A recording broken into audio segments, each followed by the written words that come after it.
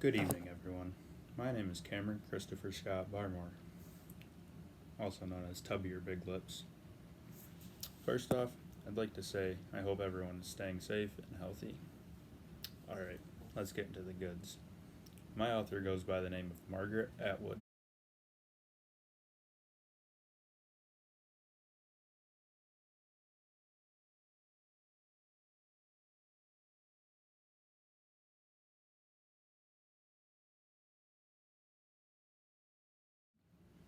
She was born in November 18th, 1939, in Ottawa, Canada. Miss Atwood has published 18 poetry books, 18 novels, 11 nonfiction books, 9 collections of short fiction, 8 children books, and 2 graphic novels. She's also won numerous awards, such as the Booker Prize Award twice, the Arthur C. Clarke Award, the Governor General's Award, and many more.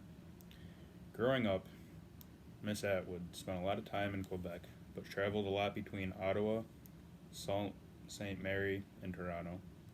She didn't go to school full time until she was 12 years old, and then when she was 16, she decided she wanted to write professionally. She first studied at Victoria College in the University of Toronto, where she began writing poems and small articles. Then she began her graduate studies at Radcliffe College of Harvard. After college, she kept writing and met a man, but got divorced.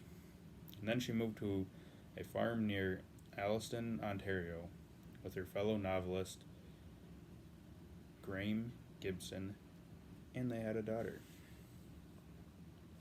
In 2019, she lost Gibson, who was suffering from dementia. Now, let's get to my story, called Lusus Naturity, which means freak of nature. The story starts out with the family talking about how there is nothing wrong with her and how she was such a lovely baby, or how she was fine for years, and how the messed up girl was diagnosed with a disease when taken to the doctors, but no medicine was given. The doctors told the family to feed the girl bread, potatoes, and she will want to drink blood, but it's very important not to let her have too much. This was one way to help with what she had, but at one point, the girl's grandmother held her head underwater to try and eject the demon out of her. Nice. As the story goes on, the family constantly complains and wonders what they did to have this happen to their family and what they did to have to deal with her. So instead of making the whole family miserable, they act as if the girl dies, so she isn't part of the family anymore. To do this, they pay off a priest, and he tells the girl she's very lucky because no man will want to pollute her for her looks, and she will go straight to heaven. After everyone thought she was dead, she would just read all day and then walk around the house at night. And then she started sneaking out, and she would scare people for fun, and eventually scared everybody, or enough people, to keep people away from their side of the forest. After a while, the girl's family either died or moved out of the house, so she just kind of stayed at the house and new people moved in. To get them to leave, she scared them out of the house, basically, and the house was deemed haunted.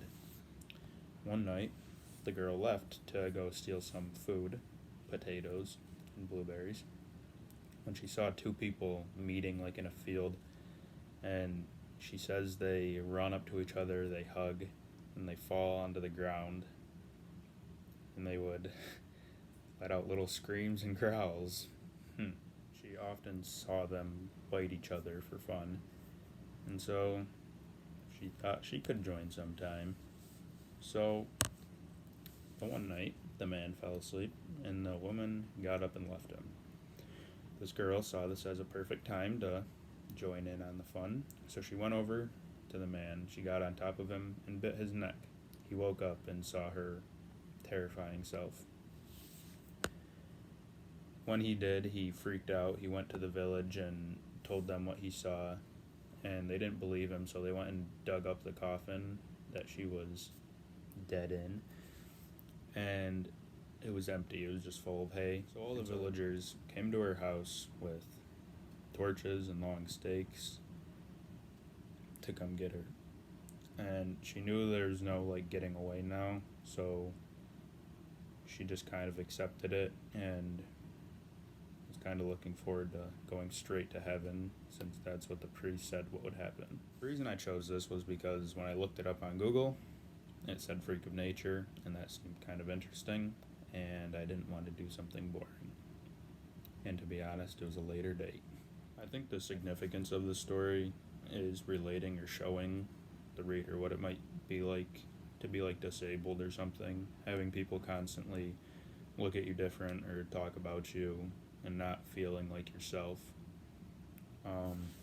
One theme that was used was civilization versus wilderness, because the girl had no choice or had nothing to do with having this disease. And like, so her whole life she had to be sheltered, because if she didn't, her life would be a lot more miserable than it was, because of how everybody would look at her and treat her opposed to other people. Thank you.